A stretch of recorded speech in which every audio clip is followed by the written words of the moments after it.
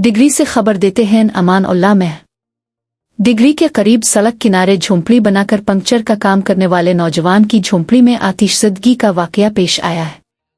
मुतासिरा नौजवान का इल्जाम है कि इसकी झोंपड़ी को जानबूझकर आग लगाई गई। तफसीलात के मुताबिक रात गए हैदराबाद रोड पर डिग्री के करीब टोल्ही स्टॉप के मकाम पर सड़क किनारे झोंपड़ी बनाकर पंक्चर लगाकर रोजी रोटी कमाने वाले गरीब नौजवान मौजी कोल्ही की झोंपड़ी में अचानक आग भड़क उठी। नौजवान मजदूर हीरो कोल्ही ने इल्जाम आयद किया कि नामालूम अफराद ने इसकी झोंपड़ी को दानिस्ता तौर पर आग लगाई।